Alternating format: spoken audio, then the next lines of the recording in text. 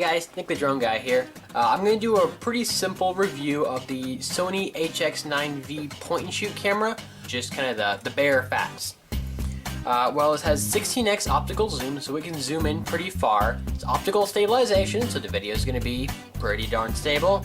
It does take a Sony Type G battery and takes a regular SD card or MS Pro Duo card. You have this little circle thing up here that's got different modes on it. So a couple of the main things. You can have intelligent auto, you got background defocus mode, 3D photos, video, panorama, and manual control over focus, exposure, and ISO. Those are the main things. Let me turn it on real quick. Alright, here we go. It is in camera mode now. So it's like with most cameras, halfway down to focus, full way down to take the photo, and then the zoom rocker is actually this right here. Instead of being a little button up here, they save space by putting it right there on the shutter button. So you can zoom in pretty far and the stuff stays in focus. That's pretty nice. Got a little selector down here for selecting if you want to take a burst photo. I will get back to that in just a second though. Alright, so let me go to video mode. I have it set right now to 60i. Do it in the AVC HD format, so this is shooting 1080p video. It's pretty nice.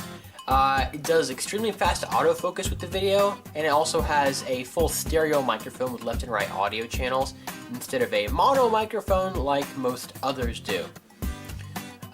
This does have a GPS mode built in to where you can actually geotag the photos from where they were taken. Like if you were in a place where you couldn't use your phone or your phone battery was dead, you can use this to geotag your photos or your videos. It's pretty nice.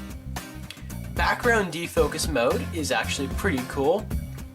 If you get a picture of something, then whatever you have it focused on will be in focus in the final picture, but the background behind it, it will defocus it even more, such that it looks like it was a much more expensive camera taking those pictures. So yeah, there is no flash, just like out here on the camera. It's actually hidden underneath the words HD right there. So if I can get the flash, there we go. Get the flash to come right out there. And actually, if you listen, hear that? It's got a motor that pushes it up and down. So actually, when you're pushing it back in, you're going against the motor, which is a little bit of a weird design, but I mean, it's fine. Hopefully, I won't ruin it too soon. Now I'm going to go back to the burst function. That's probably one of the last things I'm going to show. You can do a burst, but it has a really nice function to do a high burst rate where it can do 10 shots per second. So what I'm going to do is I'm going to spin this coin right here.